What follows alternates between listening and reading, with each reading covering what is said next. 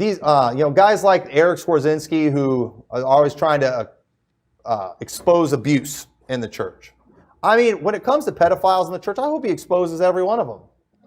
I wish him all the success in the world when it comes to marking these perverts and ruining these people's reputation. I wish him all the success in the world with that. But the problem is you listen to that guy and the other junk that he promotes.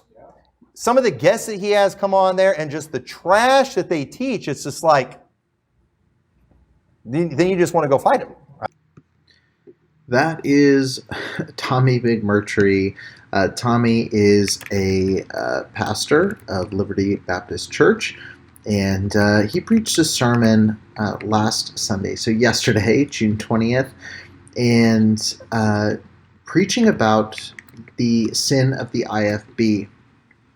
The actual sermon was titled Confessing the Sins of the IFB, and of course I had to tune in for this. This is Tommy's bio for anybody who doesn't know who Tommy is. It says, Pastor Tommy McMurtry was saved at an early age and was raised in a pastor's home his entire life. He's well acquainted with the ministry life. He was called to full-time Christian service while spending the summer as a camp counselor at the age of 19. He came home and was hired part-time at Lighthouse Baptist Church, learning under his father, Pastor Tom McMurtry. He worked toward his theology degree while falling in love, getting married, and having 2 children. He and his wife Cassandra have gone on to have 6 children. He graduated from Lighthouse Baptist College with a bachelor's degree of theology in 2003 and was ordained shortly after. He worked for 10 years as an assistant pastor, music director, and also in the school as a school supervisor for 6 of those years. He has worked with children, teens, adults, and senior citizens. Around January of 2011, he felt God leading him to plant a church in the Rock Falls area. There were no IFB churches within a 45-minute radius, and the town is in desperate need of the gospel. He was sent out of Lighthouse Baptist Church in LaSalle, Illinois. I hope I'm pronouncing that right. God came through in a mighty way with the purchase of a church building at an incredibly low price. And after canvassing and knocking thousands of doors, Liberty Baptist Church held its first service on September 11th, 2011. It's been an exciting ride where God has come through in every situation. Pastor Tommy came to the Rock Falls, Sterling area with a burden in his heart for the people here. He can't wait to see what great things God has in store for Liberty Baptist Church. So Tommy is an interesting fellow. I've engaged with him before on Twitter. He's engaged with me. He's expressed his love-hate relationship with the Preacher Boys podcast. I think it leans a little bit more toward hate at this point, based on the message that I listened to from Sunday that I'm about to play for you. But he comes from kind of the Stephen Anderson camp of the IFB, but he doesn't consider himself a new IFB. He considers himself independent, and so he admires guys like Stacy Shiflett, but also appears on things with Stephen Anderson, also has expressed some affection for Nathan Rager. So he's got a pretty broad, I guess, outlook within that world, but he preached a sermon about confessing the sins of the IFB. I thought it would be helpful to play through the sermon, give some commentary, but also just let him speak for himself and let you see kind of the mindset here, just as he would say he does for my show. He lets people listen and see how loony I am. And so I'm going to go ahead and play this. I did ask Tommy because, like I said, we have talked before. I sent him a message before doing this, asked his permission to play this clip in its entirety, to which he was overjoyed to let me do so. And he didn't want me to take him out of context, and so I'm going to play it all in context. He said any of his clips are fair use and free to be used in any way that I would like to use them. So with that said, I'm going to go ahead and start off the sermon. All right, so we're next to this chapter 20, and this is where we get the 10 commandments. And I want you to notice something that God says after giving the commandment about graven images and bowing to them. He says in verse 5, "Thou shalt not bow down thyself to them, nor serve them, for I, the Lord thy God, am a jealous God, visiting the iniquity of the fathers upon the children unto the 3rd and 4th generation of them that hate me, and showing mercy unto thousands of them that love me and keep my commandments." And here we see how there's things that God, that upset him so much that the problems that are going to come from those are going to go to the next generation. And isn't that something that we commonly see just in families, where you have a drunkard and then what does he begat? Another drunkard. and we see the same type of sins going on from family to family. We have entire cultures today that are just a mess, and they all have the same problems. Why is that? It's something they got from their fathers. It's something that they learned from them. Thank God we can break those curses today, thanks to the blood of Jesus Christ. We can overcome those things. If you came from a background like that, you don't have to continue that type of thing. You can end that. You can stop that. But most of the time, it doesn't stop, does it? It just keeps going. But just like we have, those iniquities being visited in the next generation, God shows mercy to those who love him. And he shows mercy even more than he shows judgment. He visits the iniquity to the third and fourth generation, but he shows mercy unto thousands of them that love him and keep his commandments. And one thing that we need to do, if we are going to stop these kind of generational things, and this is something we see in the Bible, and I'm not going to preach a message on breaking these curses tonight, but if we're going to stop these things, one thing that we have to do when it comes to like generational curses and things is we have to confess the sins of our fathers. We have to recognize what those things are, and we have to acknowledge them, and we have to turn from those things. That is a very important thing. So off the bat, Tommy gives a little bit of hope that he's going to talk about some of the wrongdoing that has been so commonplace within the independent fundamental Baptist movement up to this point. But the message is a little bit convoluted. So I'm going to get into now, in this New Testament era that we're in this Christian age, we know that it's not about bloodlines so much today, is it? It's not really about bloodlines. It's not where you descend from. I believe if you're saved today, you are in Christ, and those things really are irrelevant in many ways. But at the same time, spiritually speaking, I believe. And with that, I would absolutely agree. As a Christian, I would agree that it is not determined by our ethnicity or anything else. It is 100% due to our standing in Christ. So I would agree with Tommy at this point personally. The principle applies. And what I want to talk about right now, I want to start a new series. This is going to be kind of a controversial series, and I'm not trying to be controversial. This is just something That's the funniest quote of all time to me is Tommy McMurtry saying, "I'm not trying to be controversial," which I think would be a really good T-shirt. Just an idea. Really think it needs to be dealt with. It needs to be talked about. And basically, the title of the series is "Confessing the Sins of the IFB." Confessing the sins of the IFB. This is just kind of an introduction message. I'm going to get specific in the next weeks. But did you guys know the IFB isn't perfect? Yes, and also Tommy keeps saying he's going to be doing this series as an ongoing thing. And so maybe we need to do throughout this series, maybe Tommy Thursdays or McMurtry Mondays or something. If you'd be interested in that, just drop a comment because I'm curious to see if that would be something we should do. I'm going to listen to all these sermons, so may as well share my thoughts on them as we go. Anybody know that? It's got some issues. Now, props to Tommy. Listen, whenever you start talking about this kind of thing, you often get accused of just being a hater. Okay? And trust me, I am not a hater of the IFB. I consider myself IFB. We consider ourselves IFB. But did you know that the IFB historically has had some problems, and it suffered as a result of those problems? And if we're going to claim that independent fundamental Baptist heritage, if we're not willing to confess the sins that have been in there, and if we're not willing to forsake those things and turn from those things, then you know what? We will have the same problems in our church that they've had in these other churches. And again, props to Tommy for saying this. And a lot of IFB pastors will not say this. If you do not address and own the past, you cannot change the present or the future trajectory of the movement. So again, disagree with Tommy on so much in this video. Props to him for saying that there have been problems first and foremost, but also the only way it's going to change is by us actually having a conversation about them. Where we differ greatly is how that conversation should be had, and we'll get into that right now.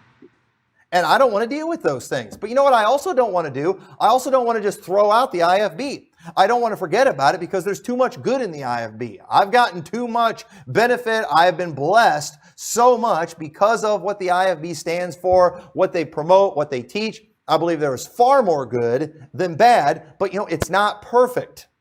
And we need to be willing to call these things out and to name these things and to confess them and to get them right. And so Because one thing we're going to see too, one thing we see in the Bible is whenever you see these kind of generational these things happen, the people who get punished. I don't believe God's going to punish us just because we call ourselves IFB, unless we commit some of the same sins. Then we're going to have some of the same problems. Just like God would not necessarily judge the generations in the Bible who did not do the sins of their fathers, even when judgment or a curse was pronounced on them. If that generation was righteous and turned from those things, God would wait until a generation arose that was doing those sins again before he would bring judgment. Now turn over to Matthew chapter 23. So for example, and we don't have time to go into all the examples, but in Israel, God would often send prophets and they would declare a judgment that was going to come on Israel because of the sins that they did. But then you would have a generation that confessed that sin. And so God wouldn't bring the judgment on that generation. He waited until another generation arose who did like their fathers did in the past that was wrong, and then God would bring the hammer down on that generation. Now, think about all the bad generations that there were in Israel. And what would we say would be the worst generation? Because a lot of judgment was pronounced on Israel throughout the centuries. But what would we say, I think this should be pretty easy, the worst generation that committed the greatest sin was? What generation would that be? Well, the generation of Jesus' day. They, no doubt, killing Jesus was the ultimate sin that nation ever could have done. Killing prophets was bad. Okay? And because of them killing the prophets, God was going to bring great judgment on Israel. But notice, God didn't bring it on a generation that was righteous. God brought it on the worst of the generations. And look at what it says in Matthew 23, verse 29. Woe unto you, scribes and Pharisees, hypocrites, because ye build the tombs of the prophets and garnish the sepulchres of the righteous, and say, if we had been in the days of our fathers, we would not have been partakers with them in the blood of the prophets. So referring back to the sins of the previous generations, this generation Jesus talking said, we wouldn't have done that.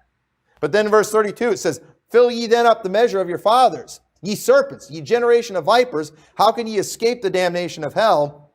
Wherefore, behold, I send unto you prophets and wise men and scribes, and some of them ye shall kill and crucify, and some of them ye shall scourge in your synagogues and persecute them from city to city, that upon you may come all the righteous blood shed upon the earth, from the blood of righteous Abel unto the blood of Zacharias, the son of Barachias, whom ye slew between the temple and the altar.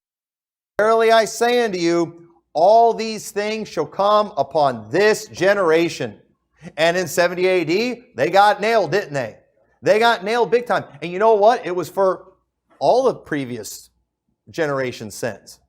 But notice, it wasn't an innocent generation that got nailed for all those previous things. It was literally the worst one. And I believe, had that been a righteous generation, that judgment would have waited.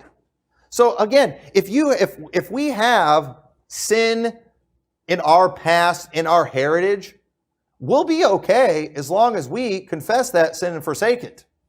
But if we're not willing to do that, if we're just going to go along and do the same things, we will reap the consequences of those things. We will suffer as a result of these things. And so the generation that would usually receive the judgment, it was always the worst generation. We see in 2 Kings chapter 23 and verse 23, it says, in the 18th year of King Josiah, when the Passover was holden to the Lord in Jerusalem, moreover, the workers with familiar spirits and the wizards and the images and the idols and all the abominations that were spied in the land of Judah and Jerusalem, did Josiah put away, that he might perform the words of the law which were written in the book that Hilkiah the priest found in the house of the Lord. And like unto him was there no king before him that turned to the Lord with all his heart, with all his soul, and with all his might, according to all the law of Moses, neither after him arose there any like him. Notwithstanding, okay, notice Josiah, nobody's been like him in just turning to the Lord. But notice what it says here. Notwithstanding, the Lord turned not from the fierceness of his great wrath, wherewith his anger was kindled against Judah, because of all the provocations that Manasseh had provoked him withal. So even though Israel is doing wonderful in this time, God says judgment's still coming because of what the previous generation did, because of what Manasseh did. But the Lord said, I will remove Judah also out of my sight as I have removed Israel, and will cast off this city, Jerusalem, which I have chosen, and the house which I said, my name shall be there. So notice God said, I'm still judging you, Israel. But you know what? It didn't happen in Josiah's day, did it? In Josiah's reign, things were fine. You know why? Because that generation forsook the transgressions of the previous generation, and they did things the right way. Hilkiah finds the book, and they're like, you know what? We're gonna go back to the book. You know what Josiah didn't do? So we're going to stick to the old paths. We're going to do what the previous generation, Manasseh, did. We're going to honor our heritage. Which I agree. No, you know what their real heritage was? It was the Word of God. It was the Bible. And the previous generation had gotten off track, big time. And judgment was coming as a result of that, and they got it right. Listen, it's okay, folks, if we as IFB reform a few things, because the IFB is not perfect. Thank God our Bible never needs reformed. But you know what? Our religious practices might need some reformation every now and then. And we can't get too freaked out when that happens. If all of a sudden we're like, you know, it's something we've been doing for the last 10 years, we probably shouldn't have been doing it. Let's fix that. Or last 50 years. We've never done it that way before. I don't care. It's wrong. We need to fix it. We've always got to be ready for that. I'm not looking to change, but if we need to change, we're going to change. We need to be ready for that. So judgment was still coming, but it didn't happen. And this question is going to come up over and over again. If we need to change, we're going to change. At what point do you say enough is enough, we're going to change? That's the question that's not getting answered here. At what point is enough, and you're going to change? And I keep waiting for some kind of indication of what that will look like or what that will be, but I have yet to get a clear answer on it. In Josiah's day. And so, again, what people want to do when you say these things, when you actually call out a problem in the IFB, they act like you're just a hater. But you know what? If that's the case, let's look at some haters of Israel. All right, how about Nehemiah? Okay, Nehemiah, notice what he said in Nehemiah chapter 9, verse 1. Now, on the 24th day of the month, the children of Israel were assembled with fasting. Sorry for adjusting the video. The video guys got a little too much white in this corner, so I'm going to stretch it out, make it look a little bit even, because it's driving me crazy. There we go. And with sackcloths and earth upon them, and the seed of Israel separated themselves from all strangers and stood and confessed their sins and the iniquities of their fathers. Oh, that looks so much better. And they stood up in their place and read in the book of the law of the Lord their God, 1/4 part of the day, and another 4th part they confessed and worshiped the Lord their God. You know what they did in Nehemiah's day? They finally recognized and said, you know what? You want to know why we're a mess? You want to know why Israel's dead right now? Because of our iniquities, because of our sins, because of the sins of our fathers. And you know what they did? They got it right. And you know, there's a reason a lot of IFB churches today are deader than a bag of hammers. You want to know why? It's because of sin. Sometimes because of immorality. Sometimes it's because of the many things we're going to talk about. Sometimes it's because of false doctrine that's crept in. And you know what we need to do when that happens? We need to say, we got this wrong. Let's fix it. I agree. Let's confess it. It doesn't mean we hate the IFB. It doesn't mean we hate the previous generation. I agree. And folks, I'm telling you right now, I could get up here and I could start naming a bunch of preachers that were just a blessing, that were a huge impact on my life. But you know what else I could do with those same guys if I just wanted to be, you know, one of these victim recovering fundamentalist types? I could go and I could start talking about some of their faults too. And I could use it as an excuse to forsake all the good things that they taught me. Okay, so here's kind of the first part where Tommy really starts contradicting himself. And I told Tommy I would be fair, I would do things in context, but this is one of the first parts where he really contradicts himself within this sermon. And he keeps talking about how if things need to change, they need to change. If we need to do things differently, and we've been doing it for 10 years, 15 years, we need to keep changing. We need to be open to that thing if we're doing something wrong. He then goes to say, there's a lot of guys that I loved and respected who also did some things wrong. But I'm not going to, get like one of these recovering fundamentalist guys and start talking about all the things that these people did wrong. My question is, how do you avoid making mistakes in the future if you don't talk about the mistakes that were made in the past? If you don't identify what leadership did that was harmful 20 years ago, you're going to have leadership doing the same thing 20 years later. So you have to be able to have this conversation, and I don't understand why Tommy is uncomfortable in situations with the IFB, talking about the mistakes of good men. But then when it comes to outside the IFB, to the recovering fundamentalist camp, he wants to only focus on the mistakes of good men. There are good men in both sides. There's good men who have been part of IFB heritage and good men that are in the RFP heritage. And there's bad people in both of those groups. And there's also some horrific people that were major leaders in the IFB.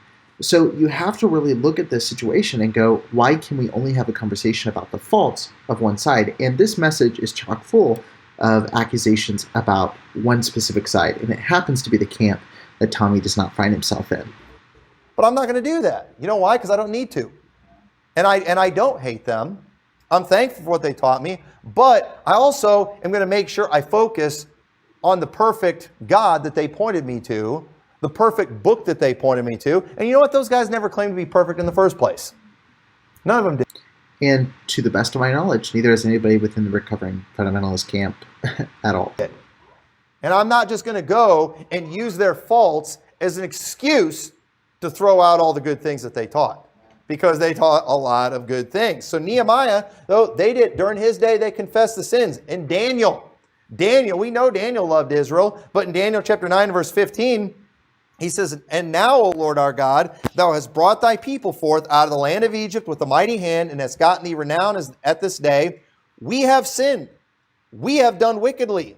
O Lord, according to all thy righteousness, I beseech thee, let thine anger and thy fury be turned away from thy city Jerusalem, thy holy mountain, because for our sins and for the iniquities of our fathers, Jerusalem and thy people are become a reproach to all that are about us." I mean, how Daniel speak that way about the previous generation? He wasn't worthy to just, untie or to tie their shoes. He wasn't worthy of these men. He was, imagine these young punks out there talking against the great men. No, we're not talking against the great men, but you know what we are trying to do? We're trying to reform some things that need to be reformed. We're trying to not make some of the same mistakes that the previous generation made. I grew up hearing the kind of preaching that said, you know what? I don't want my kids to make the same mistakes that I made. I grew up. And again, all these comments are very confusing in light of what he's about to start saying. Being taught, learn from the mistakes of the previous generation. Don't do some of the same dumb stuff that we did.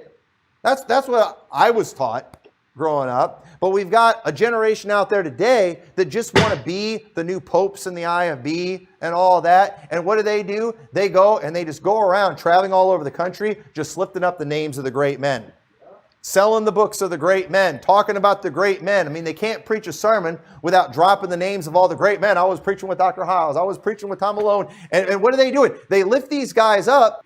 And I agree with all of this. And now, those guys are all dead and off the scene now. What are they trying to do? They're trying to teach all of you, just as I revere the greats of the past, you should revere the greats of your generation. And Tommy's spot on. And in case you're here. wondering who that is, and in case you didn't figure it out, by all the things I've been doing and promoting, it's me. That's exactly what they're doing. That is exactly, because you know what? When these guys are getting older and they know they're going to pass off the scene pretty soon, and they don't want to be forgotten. And the truth is, I get that a little bit, but at the end of the day, I would prefer the next generation that comes up after me to preach Christ, not Tommy McMurtry. I think, and that's what we should be shooting for. It's okay. I can be forgotten. I can die. I can pass off the scene. But you know what? Jesus Christ, as long as he's still being preached, then that's what matters. Because people aren't getting saved because of me. And I hope as a pastor that Tommy means that. I really do. They're getting saved because of who I preach. And so if others come along and they preach Christ, people will still get saved. The job will get done, even if the world forgets my name. But too many people are out just trying to create a legacy for themselves. We see Jeremiah in Lamentations chapter 5, verse 7. He says, "Our fathers have sinned and are not, and we have borne their iniquities." We're paying for some of this stuff. And sometimes we do. Sometimes we pay and we get accused. We get accused of just crazy stuff all the time because of weirdos in the IFB. They act like we're harboring perverts in this church. I'm so sick of people just, judging our church.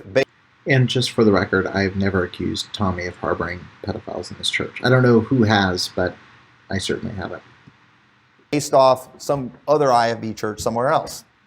And I'm putting a challenge out there to the trendies too. All these people too that want to like attack our soul winning and things. This is official, all right? I'm putting this out there on the internet. I will go soul winning with any trendy that wants to, as long as I'm talking. All right. I'm not going to go silent partner for them. I want these people to observe my soul winning. I want them to go soul winning with me. I want them to watch me give the gospel to somebody, watch them call on the Lord for salvation, and then I want them to look me in the eye and tell me that person didn't get saved. All right, Pastor Trendy in your skinny jeans, come on out and see what we're doing out here. Okay? You want to talk about the one time you went out soul winning with some goofball in Bible college. And here we go, just kind of diving into this. Is about confessing the sin of the IFB, and he's going to start spending the majority of the message talking about the quote-unquote recovering fundamentalists. But, come out here, go soul winning with me, go soul winning with some of the people in our church, and tell me that these people who heard the gospel, who understood the gospel, who believed the gospel, who called on the Lord for salvation, you tell me that they're not saved. Just because I want to hear you admit you're a heretic. Or that you were ignorant in what you spoke against our church. But Ezra did the same thing. Ezra 9, verse 7, since the days of our fathers, we have been in a great trespass unto this day. And for our iniquities have we, our kings and our priests, been delivered into the hand of the kings of the lands, to the sword, to captivity, and to spoil, and to confusion of face, as it is this day. And now for a little space, grace hath been showed from the Lord our God, to leave us a remnant to escape, and to give us a nail in his holy place, that our God may lighten our eyes, and give us a little reviving in our bondage. So these guys, all of them, confessing the sins of their fathers. They're calling these things out, and they're doing this to make a call to the current generation that let's not do the same thing, because we are very likely to do what the previous generations have done, aren't we? And And again, best way to avoid that is probably to talk about the previous generation. Some things might be good, some things might be bad though, and we need to fix these things. And when we do the things that God has told us not to do, when we go against God's word, one thing that we see that God would do in the Bible, and I believe that God is doing this very thing today. Here we go. Buckle up. Is when we just rebel against God, when we sin, when we will not get those things right. You know what we see how God handled this type of thing in the Bible? And I am curious this. I actually should ask Tommy this. When he says we, is he admitting that the IFB is a denomination unto itself? Because a lot of IFB will not be pinned down and associated with other ministries within the world. So it's interesting that he actually uses the terminology we here. Curious if he would admit that it's his own denomination. God would raise up enemies in their own house to deal with them. Now look at what it says in 2 Samuel. Now one thing we're seeing going on in the IFB world today is we're seeing more and more of these IFBers decide that the IFB is legalistic.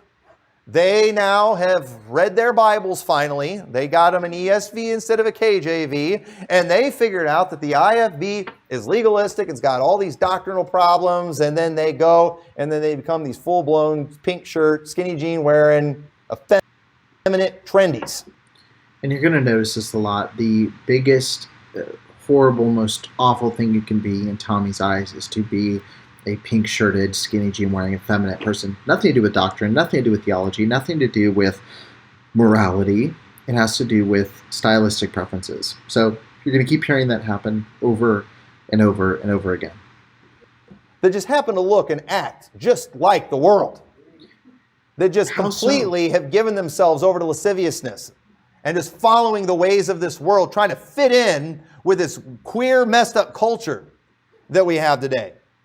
And then what are they doing? They're going around literally trying to get people to leave their IFB churches. And let me tell you, some place where we could confess some sins. I'm not going to spend a lot of time on this week. I'm not going to really spend any time on this week. But this Bible college model is not working that we're seeing. This big mega church model with the Bible colleges where all the regular churches send their people for training. It's not working. Okay, it works great for that big church. Okay, if everybody wants to send me all the cream of their crop to this church, our church will do great. I promise. Okay? All I got to do is just scam these people into thinking, let's send all the best people in our church, the young people, to your church. And you know what? Not only are we going to tell them to come there and then they're going to pay their tithes, but they're going to pay us to come and learn how to be a good Christian here. Hey, and again, Tommy's hitting something that is so true, so accurate, but he misses so much within this sermon. That's a fantastic scam. But at the same time, that's not the model we should be following. They got a lot of problems in that model. And we're seeing these trendies that are coming up today. They are specifically targeting the people in these Bible colleges. That's where, the preachers that are out there lamenting, the problems, all the trendies and things are causing the recovering fundamentalists. The recovering fundamentalists, they literally, on their website, they have a whole thing on there too, specifically for Bible college students. They're targeting IFB Bible college students. They're wanting to get their contact information. And I did not know this. I'm actually going to check the site to see if this is true. Why? Because they're trying to pull these people out of there. They're literally trying to cause division. And you know what? It's working in a lot of cases too. They're bragging about all the people contacting them from these other Bible colleges. And then you got the Bible college presidents out there just lamenting the fact we've got all these, effeminate trendies out there. What's going on in this world today? The IFB is only 5 to 10 years away from being extinct. I'm hoping your mega church. I don't see anything about Bible college specifically to reach out to the recovering fundamentalists. Maybe I'm missing it. But either way, they should. I think that's people that would probably be most likely to hear the perspective outside of someone who's been staunchly within it for several years. But anyway, I don't see anything like that in here. I might be missing it from the site, though. So maybe that's outdated information. I'm not sure. Bible college models 5 to 10 years from being extinct. Okay? And that was Jack Trieber that said that, who embodies a lot of the problems that we're seeing in the IFB. Right on. And one of the big ones is cover-ups, which we're covering next week. Okay? I hope that goes extinct. It's an important issue. We should wait till next week. I don't think this type of thing is going extinct anytime soon. In fact, I know it's not. Okay, the gates of hell if the gates of hell are not going to prevail against God's church, you better believe a bunch of queer little trendies aren't going to prevail against the church. You better believe. And let me tell you something too about these recovering types, these trendies, these podcasters. They haven't heard our church at all. I'm not scared of these people at all.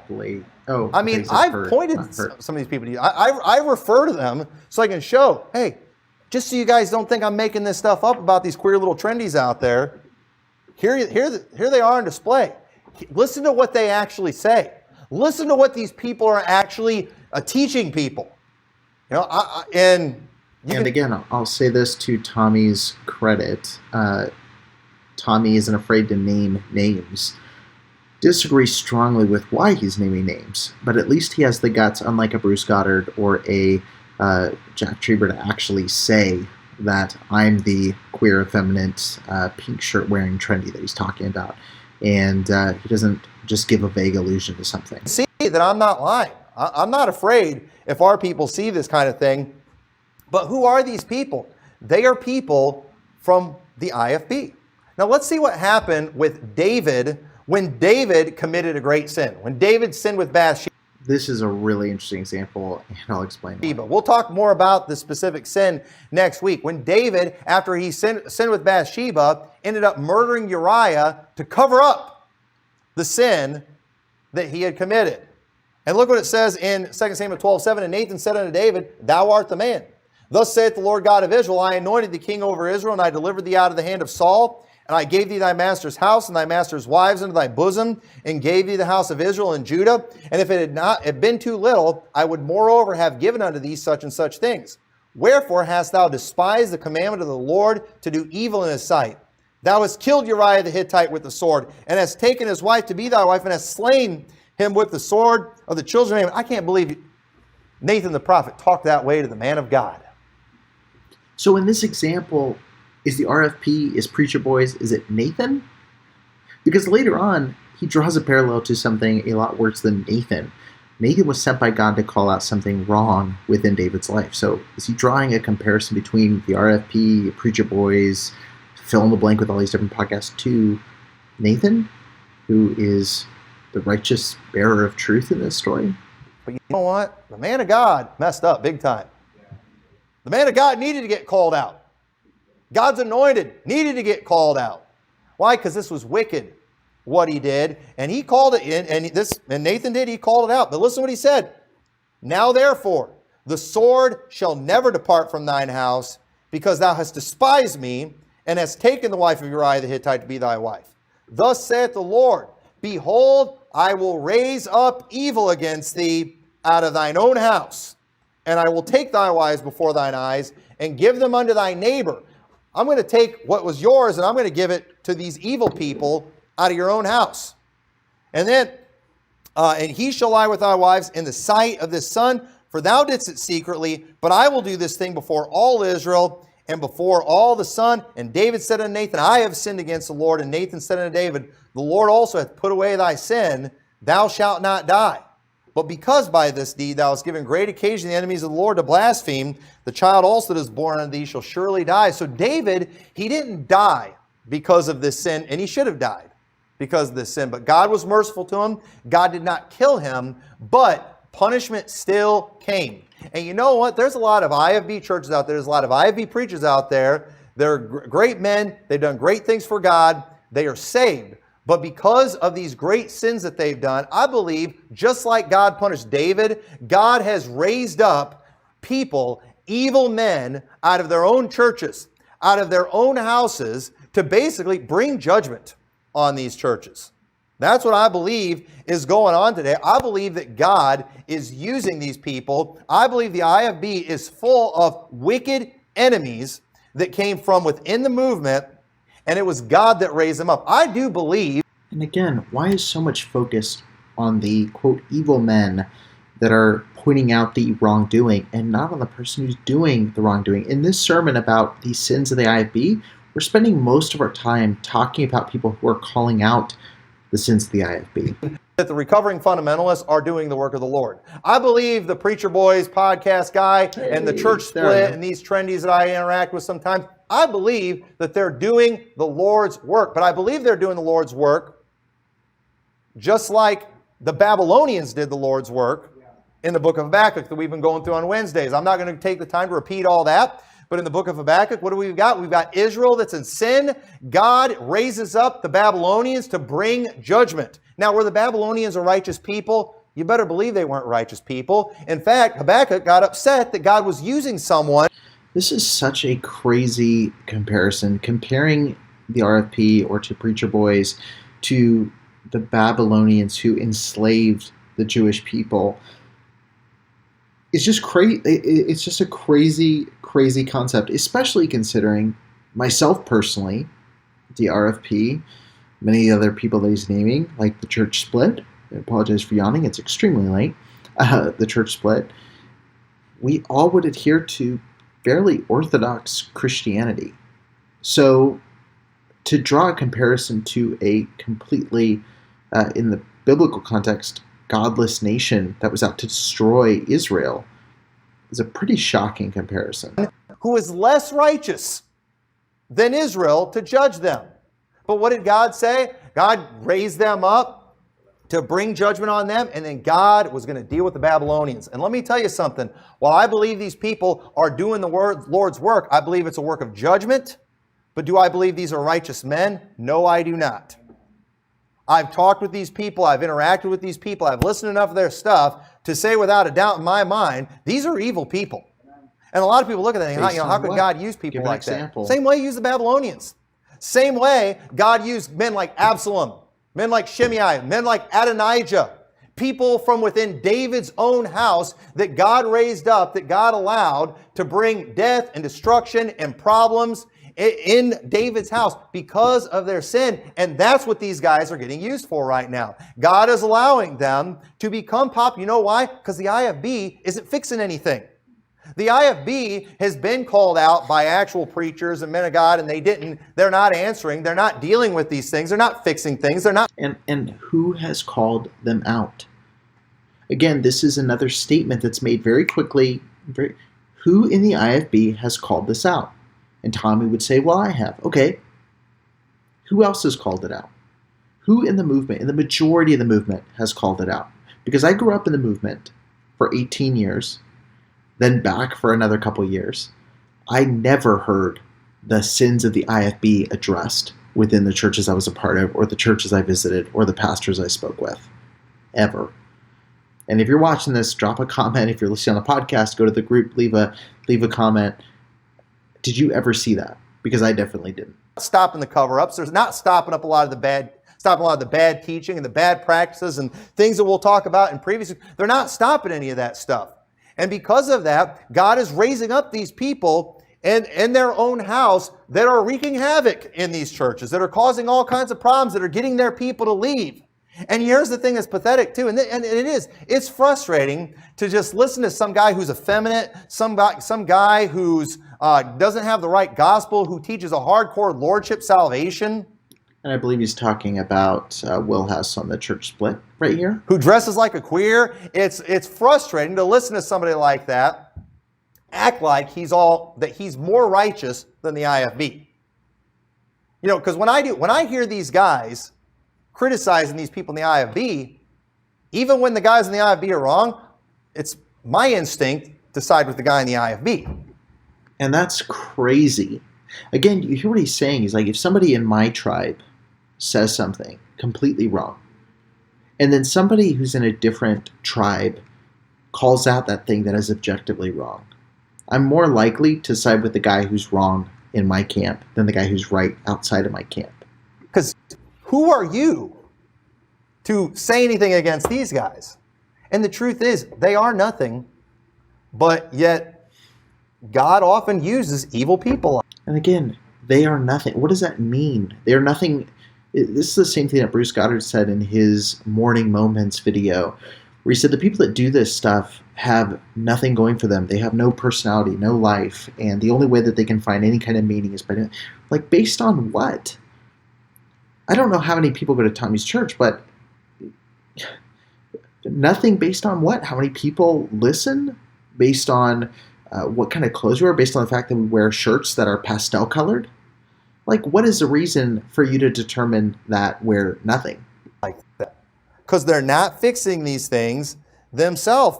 And so, you know, here's the question that I've had too, because, you know, I see these things too, and I you know, these guys like Eric Skwarczynski who are always trying to expose abuse in the church. Mm-hmm. I mean, when it comes to pedophiles in the church, I hope he exposes every one of them. I wish him all the success in the world when it comes to marking these perverts and ruining these people's reputation. I wish him all the... And quick note, I don't ruin the reputation. They ruin the reputation by abusing children, but that's a success in the world with that. But the problem is you listen to that guy and the other junk that he promotes. Again, this is another piece, and this is extremely, and I know I'm going to get flack for this from Tommy, but hear what I'm saying. This right here is cultish behavior. When you say that you cannot bring on other people who might believe differently than you do, or might believe differently than your audience does, or might believe differently than Christianity does, or might believe differently than the church does, to say that you cannot engage with those people and have a dialogue is extremely, extremely cultish. I don't agree with everything every guest on my show says, whether they're Christian or not. But to say that I'm just promoting them or promoting all of these beliefs, like, if that's the case, I promoted a lot of different worldviews within my show. The purpose of the show is not a sermon. The purpose of the show is not evangelism. The purpose of the show is not to be a church service. The purpose of the show is to listen to people tell their stories of abuse and trauma. And so my guests do that. And some of them happen to be white, and some of them happen to be black, and some happen to be gay, and some happen to be straight, and some happen to be Christian, some happen to be atheist, some happen to be trans, some people happen to be psychologists, some happen to be pastors, some happen to be authors, some happen to be fill in the blank. There's a wide variety of people. And to say that I'm promoting every single ideology that every single guest has is just disingenuous. And the idea that you can't even listen to the perspective of someone from a different position is extremely, extremely cultish. It just is, and I'm sorry. I'm able to listen to you. I'm able to listen to a lot of different perspectives because I am not afraid of hearing outside perspectives. And I sense fear when I hear statements like this made in the pulpit. And again, I'm sorry, but that's what I sense. That's what I see. Some of the guests that he has come on there and just the trash that they teach, it's just like, then you just want to go fight him, right? I have to ask about it. Is this like a real fight? Are you just talking about fighting like with words? Or like, did you see JC's boxing ring and want to actually duke it out? Because I'm not the fighting type. But I will say this. We could probably fill up a stadium at like a local YMCA and do like some kind of boxing match where like Preacher Boys event. I think it'd be fun. Or like a wrestling match. I think it would be fun. I don't know. If that's what it might be cool. I don't know. It's like, what is wrong with you? I don't know. And I would listen to that, and because like a part of me wants him to succeed because I want this stuff exposed. I want these things dealt with. I'm in agreement with him there. These cover-ups need to stop, and we're gonna talk about how to deal with abuse and things like that next week. So important. But at the same time, I remember thinking, why can't we have someone within the IFB that's sane, that's saved? And again, to Tommy's credit, as much as I disagree with everything he's saying right now, Tommy told me this exact stuff over the phone, one-to-one, a few months ago. So he's not just showboating me on the pulpit. He told me this over the phone, exactly. It's a nut job heretic that's not effeminate. Okay. Why can't we have somebody like that in the IFB do that? Again, I love that the worst thing that he can come up to say is I'm effeminate, which maybe I'm soft-spoken. I don't think that's the case. But again, if that's the worst thing that you have here, is that I'm a nut job, effeminate, and heretic. Again, point to something that I've said on my show that you would deem heretical. And again, that's not the point of the show, but what is something that I've said on my show that you would deem heretical? I'm curious to hear the perspective, because everything that I've said that I believe, pretty orthodox. But at the same time, when I thought of that, I was like, first off, I don't want to do that. I mean, I really don't want to be thinking about that stuff, talking about that stuff all the time. I mean, it's pretty depressing. Yeah. I think it would mess with somebody, dealing with that kind of thing all the time. Because it is. Some of the stories are pretty horrible. Some of the things that have happened are just absolutely tragic and horrible. But, why doesn't anybody in the IFB rise up and do that? And I think there's a few reasons. But again, why doesn't anybody do it? This is such a pressing problem. Somebody needs to address it. Someone needs to talk about it. But it's definitely not going to be me. Then why are you upset that somebody's picking up that mantle and talking about it? I waited 7-8 years before I said anything about it. Before I actually picked up a microphone and started talking about it. Because I was waiting for people like you within the movement to start talking about it. But it was silent. I think a lot of them are good. And also, this contradicts what he said earlier, where he said, God's raising up evil people because pastors have been saying for so long, you need to change, you need to change. Who were they? You're saying now that there's nobody willing to do it, including yourself. Most of us, we just don't have time. Okay, honestly, I'm pastoring a church. I don't have time to figure out who all the perverts are and expose all of them. And I don't know if you all really want me devoting my ministry to that, just because that doesn't seem very rewarding to me. What is not rewarding? I do want perverts. What is not rewarding about exposing abuse? What is not rewarding about victims getting to tell their stories for the first time? Like, there's few things I can think of more rewarding than that. Perverts to get exposed. I really do. Another reason, though, I think a lot of people in the IFB don't want to do this is because, we're all scared to death of saying something falsely against one of God's people.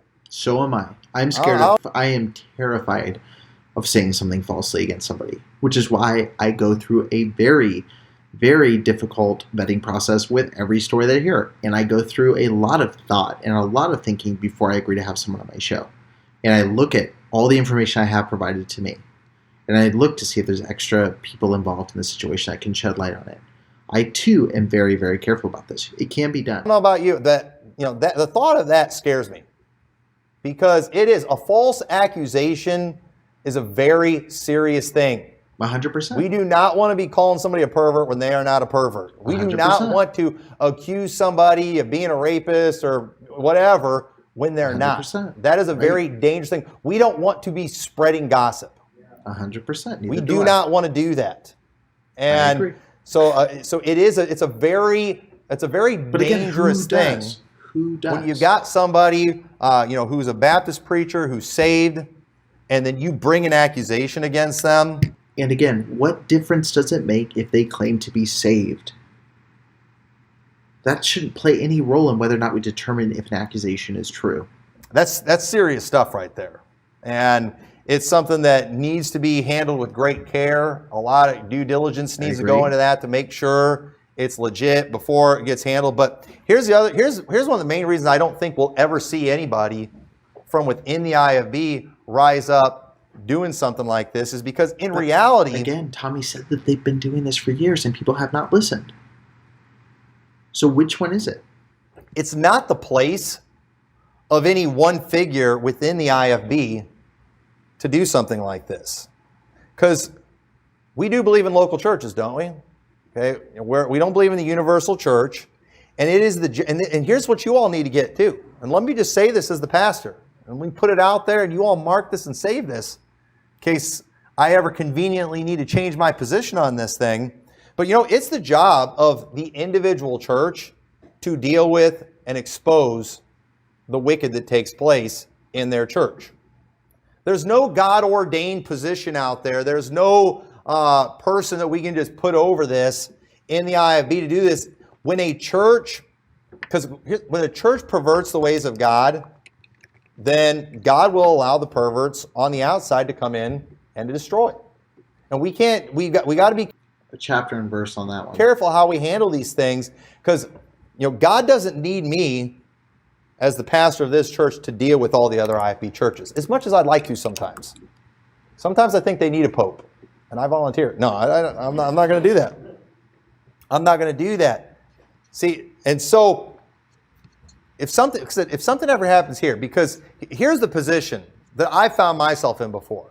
A lot of times when a pastor gets accused of something, and I could start talking about specific examples. I'm not going to do that because I don't know the details on these things. Do it. But you'll hear about a pastor who supposedly did something perverted. And then what often happens is the church, and in one situation in particular, the pastor did something perverted, apparently, and the church got rid of him. Good for them. Okay? A congregation should be able to remove a pastor. Let me just say that right now, too. Okay? I'm the pastor of this church, but if I become a pervert, you shouldn't all leave and find another church. No, you should get rid of me. And I agree. Okay? But here's you the should issue. get rid of me. And in most churches, that is not a realistic possibility. And I'll double down. In most IFB churches, the congregation has nowhere near enough power to do something like that. And Tommy knows that. In most cases, in most congregations, that power does not exist. I agree in principle, but Tommy would be lying if he said that existed in most churches. And I would venture to say, even within his own church. Sure, the positions might be there, the deacons might be there, but I have yet to hear a story where this effectively happens in a meaningful way. you can get rid of me if that kind of thing happens. You can do it. If you don't know the process, we'll talk about that another time. But folks, churches can get rid of their pastors. And if you can't, then what are you in? Okay? And that's another subject for another day. But so this church, they did the right thing. But here's the problem now. That pastor has gone on and he's pastoring another church somewhere now. Name his name, Tommy. And Name so his name. I'm over here. I didn't get all the information. I don't know specifically what happened. Nothing ever happened legally to this individual. But at the same time, even if nothing legally bad happened, okay? Because for example, if a pastor commits adultery, nothing's going to happen to him legally. But should that guy pastor another church? No. Absolutely not. So who's going to stop him? Well, it's up to that church to expose him. And this pastor who's pastoring somewhere else now, that congregation should do something to publicly mark him.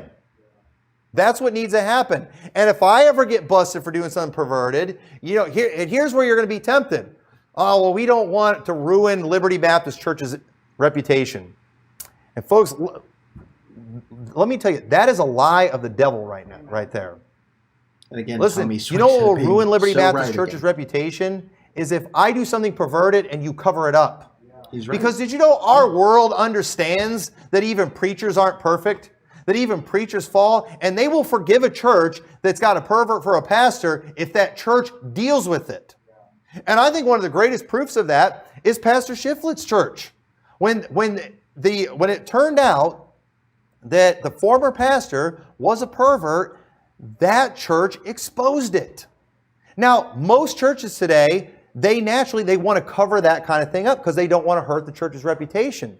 But did you know, I was talking with him a while back, their church has a fantastic reputation in that community. They're known as the church, too, that got rid of the pervert.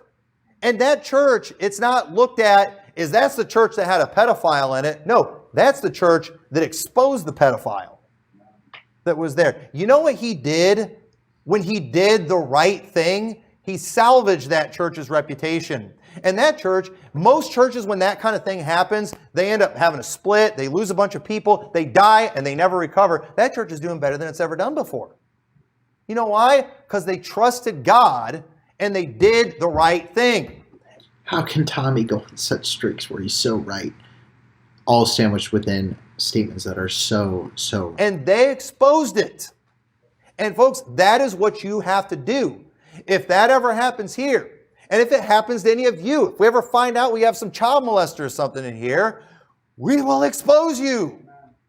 And if we find out you're going to another church somewhere, you know what we'll do? We'll call that church up and warn the pastor, that dude's a pervert. But especially if you're in leadership, especially the pastor, you all have to get that done. You have to do it. You have to let everyone know. You got to let the world know that Pastor Tommy did this and should not be pastoring anywhere. And then you know what you've done? Now that the proper authorities have dealt with it, you now have something to stand on to protect yourself from making some kind of false accusation.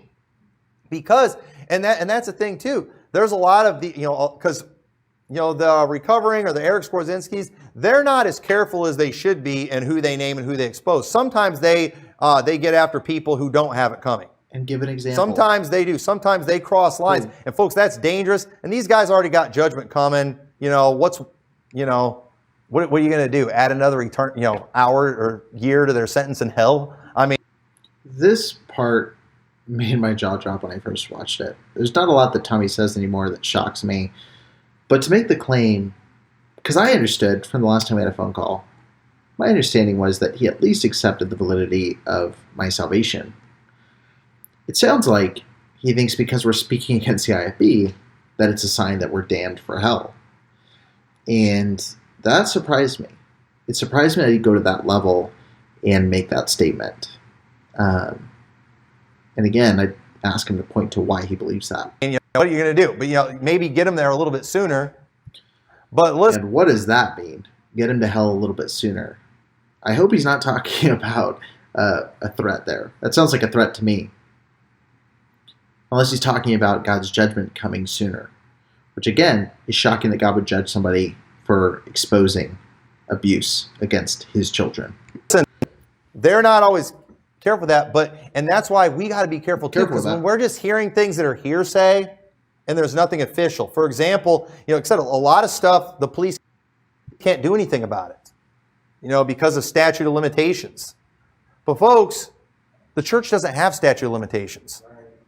Okay? If the police come forward and they say, we know that this guy was videotaping women in his office, Greg Neal.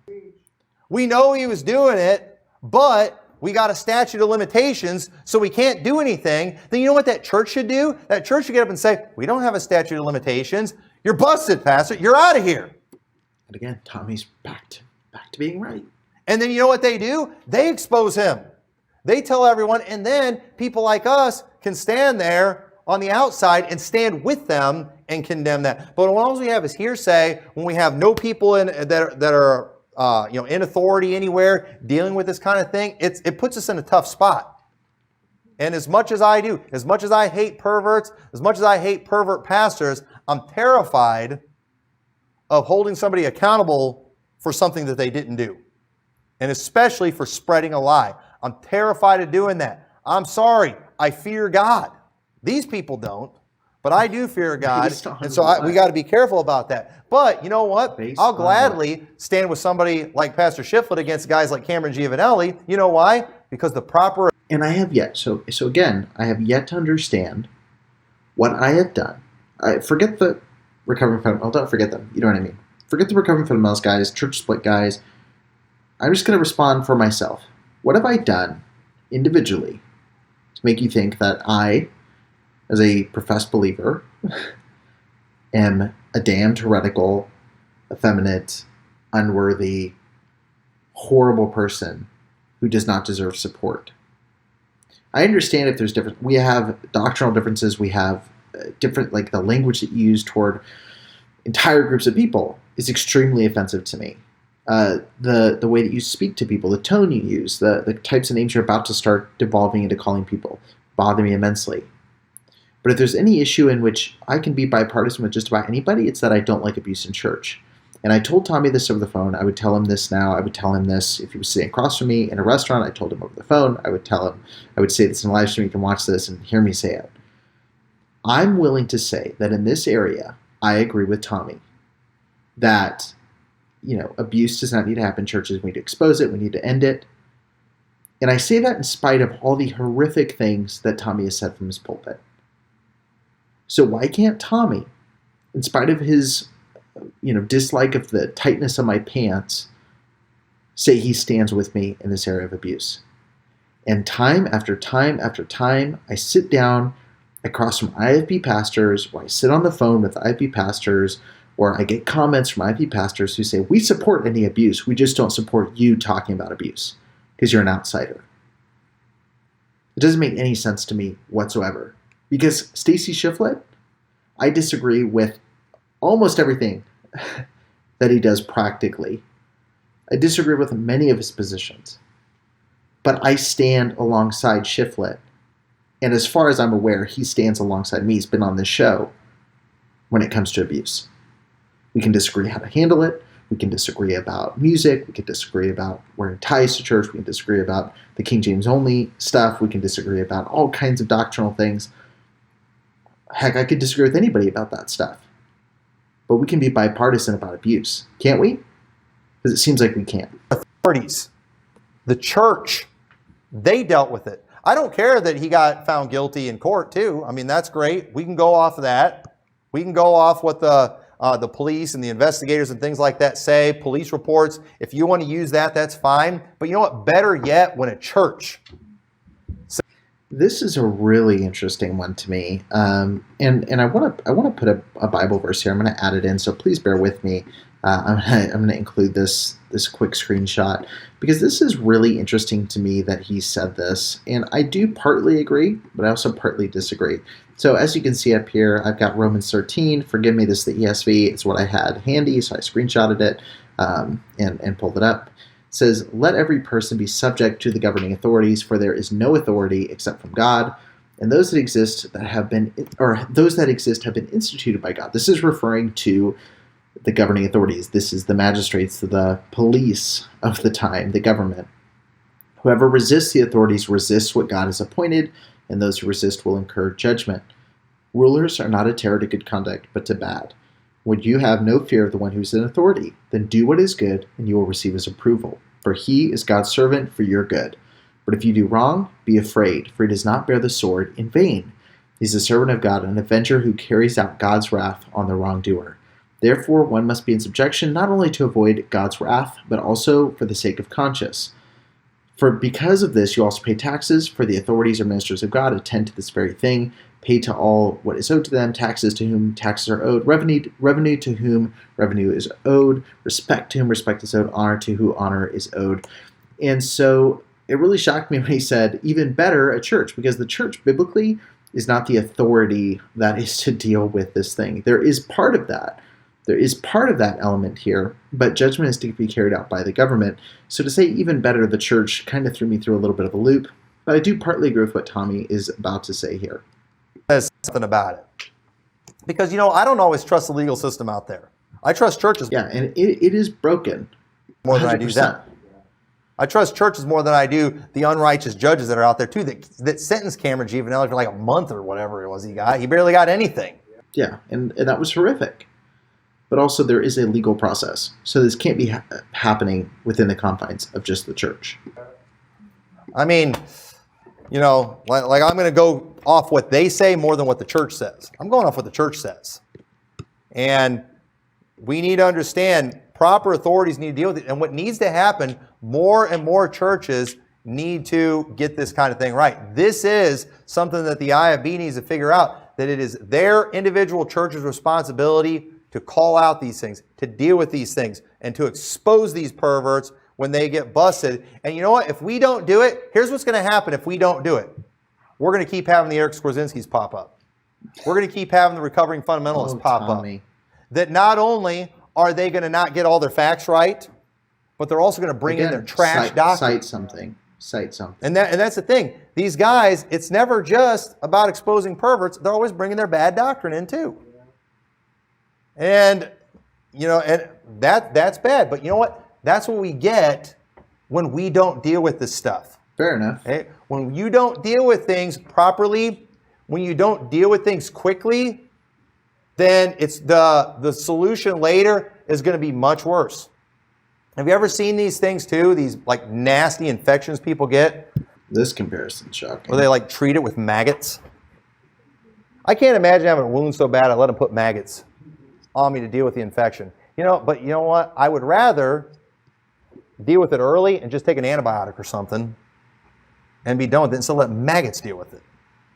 But you know what? Because the church hasn't done what it's needed to do when it comes to dealing with these things, we've let this infection grow to where we got to have disgusting solutions like recovering fundamentalists and things. I won't call them maggots, but well, way to hold back. But the solution, it's just as disgusting.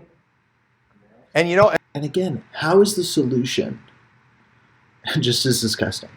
So calling out sexual abuse is just as disgusting as the abuse. It makes no sense. When you really pick apart these sentences and think about what he's saying, it makes no sense. You know what? What they're doing is good when they expose the perverts. Listen, this is going to be a sermon for another week. I don't want to get ahead of myself, but there's some bad preaching that goes on in the IFB. Absolutely. There's some really bad preaching. Now, who do we want holding these people accountable? It'd be nice if their congregations held them accountable. Do you know y'all are allowed to do that too? It's not practical in most churches. It's not. You're all allowed to do that too. Again, if a pastor starts going against the Bible and preaching things that are unbiblical, you don't have to deal with that kind of thing. You know what? Even if you didn't get rid of the pastor, if these churches would just empty out when they preach this trash, maybe guys would quit doing it. But you know what? People aren't doing that. The congregation, they just sit there and they amen stupid, unbiblical preaching. I agree. And then you know what we have to do? We have to have low-life bottom feeders like IFB Sermon Clips. That's such a scumbag and so cowardly that he can't put his name behind anything he does because he knows that he is somebody that no one would want to align themselves with. And and these preachers, they hate getting their stuff featured on there, but you know what? Why don't you deal with your own preaching? And then guys like him don't have to fix you. Because again, just like these people, they're not causing any problems in our church. I love when IFB Sermon Clips shares my stuff. I liked it too much. They quit because of that. I don't think he liked it that I was liking and retweeting the clips he was using of mine. But I thought what I said was fantastic. I thought it was really good. And it's like, thank you for the free promotion. And it is, it gets a little frustrating sometimes when you go in the comments. All he does is he shares sermon clips, in context. If you don't like what you're saying, just don't say it. Well, and again, Tommy's right here. It's not the fact that my clip's out there. It's just, did you read what the people said about what I I'm frozen. That's super frustrating. said? It's like, you'll say something and then they just turn it into something that never even crossed your mind. It's not IFB preacher clips. It's all the morons who leave comments on all his clips he shares. It's like, what is wrong with these people? But either way, I love it. They can share my stuff. I hope he shares a clip of this. He loves getting mentioned, And he you know, did. like I all actually just got a narcissists do. notification. They love that kind of thing, but he probably won't because he knows I'll like it. Even though I can't actually like it on Twitter because he blocked me, but I will like it. I'll love it. But either way, you know, I think the IFB needs IFB Sermon Clips. I do, because stupid stuff gets preached and nobody's holding these guys accountable. 100%. You listen to stuff these rucktards say, some of the behavior, these camp meeting things, just the bad doctrine, the misuse of scripture, you know, the proof texting. I mean, there's all these just terrible things. Somebody's got to call this stuff out. And I don't want to waste my time calling up preachers, you know, correcting every little thing they do wrong. But somebody needs to do it. And since nobody in the church is doing it, you know what God has to do? God's got to send in the scummy Babylonians to come in and take care of business. And so I think they're providing good. If churches would start doing what they're supposed to do, then there would be no need for IFB preacher clips. He's 100% right. I have no idea where my video input went, but there would be I'll no happily provide some audio commentary need for at the this recovering point rejects while I and try to things figure like out. that. But in the meantime, I do think they are providing some good. I do believe, but like again, while I say they're doing some good, I still believe they're evil. I believe they will get zero rewards. I believe they Based on will what? be punished Give an example. for what they're doing, just like the Babylonians were punished. That is how God works. That's how God does this type of thing. And so, the last thing we can do too, when it comes to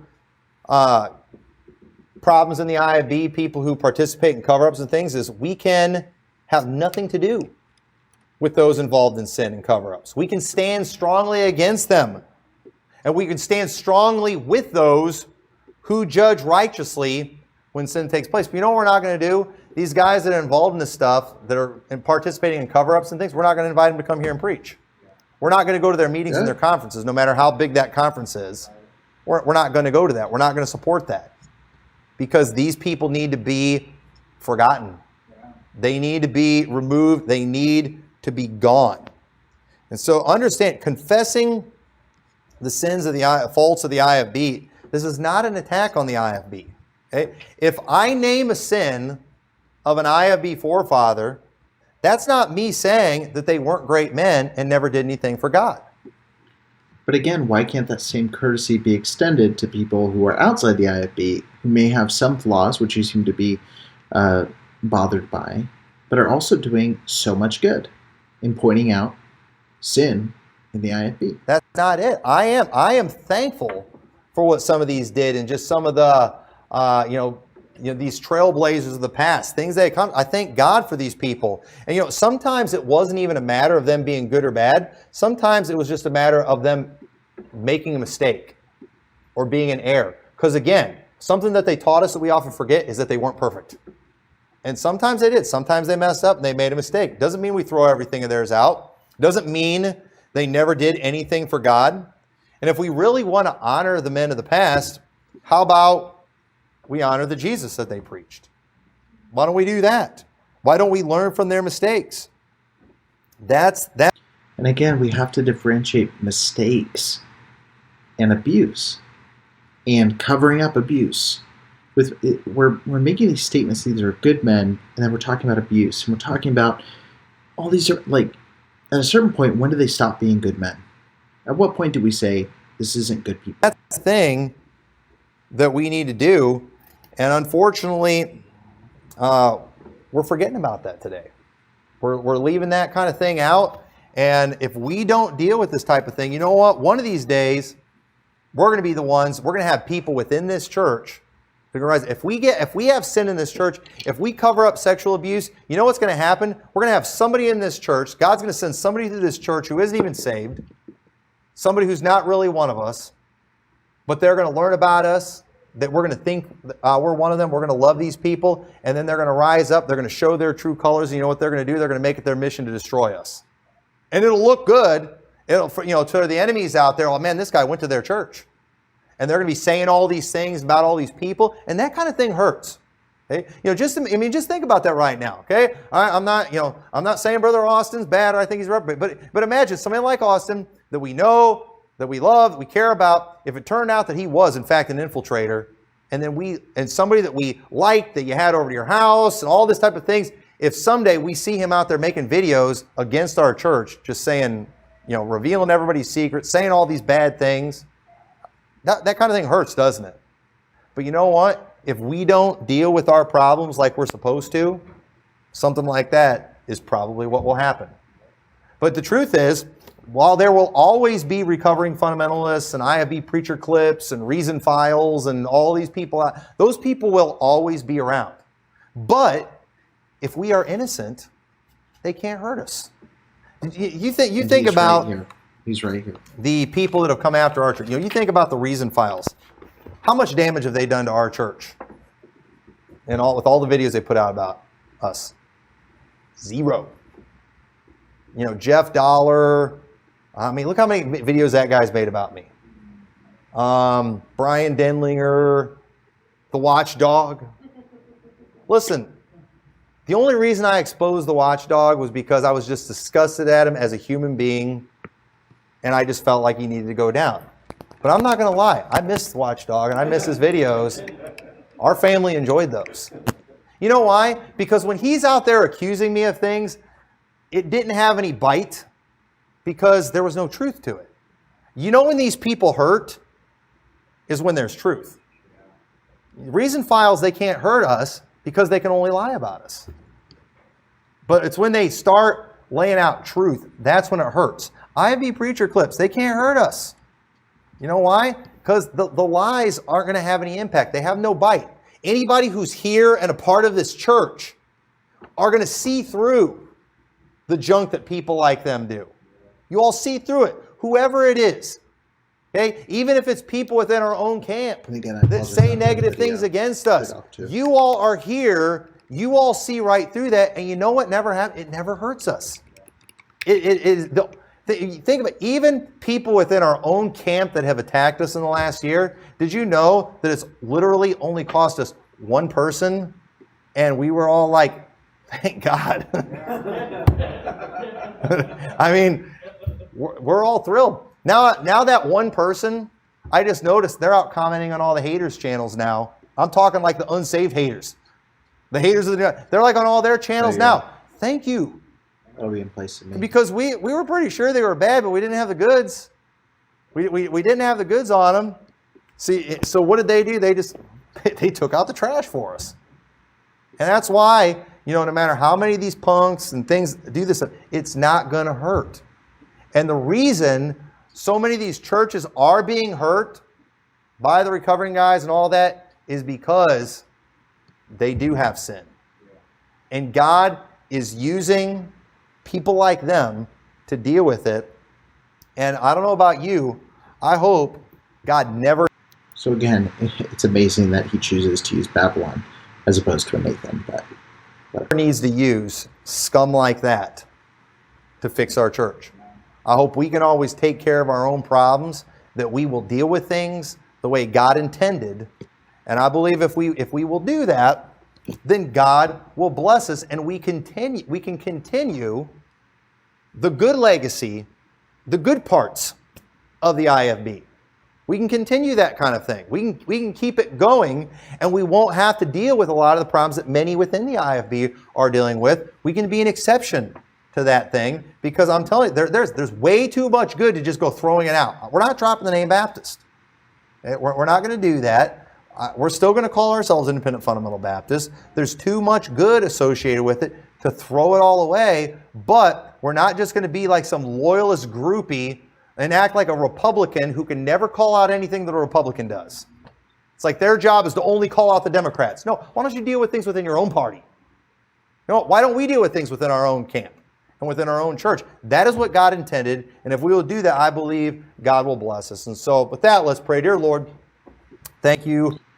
Well, that's the end of the sermon. I'm going to go ahead and close out this clip, and then I'll be right back with the camera working so I can just give a couple final thoughts. Well, what a way to spend an evening watching a Tommy McMurtry sermon. Again, comment if you want me to do McMurtry Mondays or Tommy Thursdays as he works through this series, Sins of the IFB. That took some dedication to go through that sermon. It's the second time I've listened to it. So, hey, props to me, I guess. My big takeaways is really that he spent so much of the time talking about the flaws of the people, calling out the sins in the movement, than he did calling out the sins of the movement itself. But again, this is the intro to a series, so hopefully that'll change. Thank you guys so much for tuning in to the Preacher Boys podcast. If you have any thoughts on any content that you think I should be covering, or if you have a story of abuse within the independent fundamental Baptist movement, be sure to send an email to preacherboysdoc, that's preacherboysdoc@gmail.com. I'd really appreciate it. Thank you guys so much for watching, and tune in to the next video coming up real soon. All right, guys, thanks so much, and I'll catch you later.